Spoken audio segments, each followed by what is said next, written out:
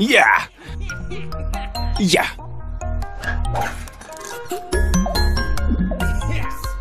Енді сенің кезегің, Хуго.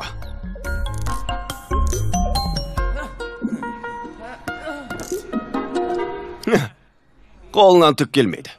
Ей, ақ саусағым-ай. Ей, қараңдар. Анау тұрған атаның таңғасы емес пе? Тоқта, ол не істегелі жатыр, а? Қақпанға өзі кеп түсті. Оны құтқармасақ болмас.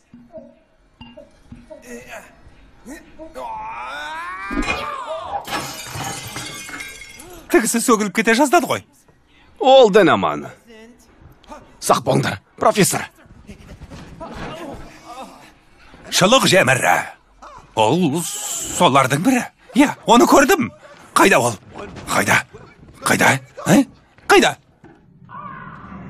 Қайда?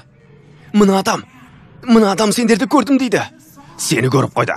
Ол мені қалай көріп қойды? Өйткені ол біртүрлі адам. Біртүрлі болғанмен ол пәлекет. Шылық жегіштерді көретін жалғыз адам осы ғана. Я, осы ғана. Ол сонда қалай көреді? Атам екеуміз тұрған отбасында бізді ешкім байқамайтын. Ешкім. Өйткені ол отбасы. Ал мынау біртүрлі адам. Гәп осында. Біртүрлі адамдар жалғыз өзі тұрады. Бұл жалғыз басты біртүрлі адам өте қауіпті жан. Бұл жерден кетейік. Үлкен бастыққа тіс жармаңдар. Ұқтыңдар ма?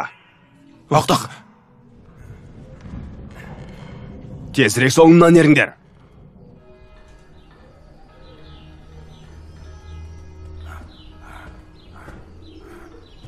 Бер қара, Хуго, сен үйде жай ғана дайындықтан өттің. Сенің қалай дайындықтан өткеніңді көрейік. Ал қазір кір жуу бөлмесі атты тапсырмаға барасың. Жоқ, ол жердің есі сасық. Киім шағыштарға бөртпем қозады. Жиіркенішті. Мен кір жуатын бөлме дедім, ал сендерді біреу бақылап тұрады, жүгірмектер. Ал бізді аңдудың қажет не? Өйткені сендер біртүрлі адамның қандай екенін білмейсіңдер. Ол сендерді байқап қалады. Сондықтан күңкіл дегенді қойыңдар. Сендерге ілестіріп шымыр жігіттерімді жіберем. Оның есімі Борис. Егер біреу аяғыма оралғы болса, Борис оны түтіп жеп, жүн жырғасын шығарады. Отбасымызға қош келіпсің, Хуго. Ал мынау Шылықбек Чанг.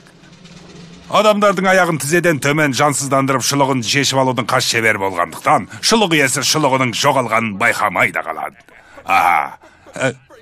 Ал мынау кез келген есікті, сейфті, құлыпты түйреушпен ашады.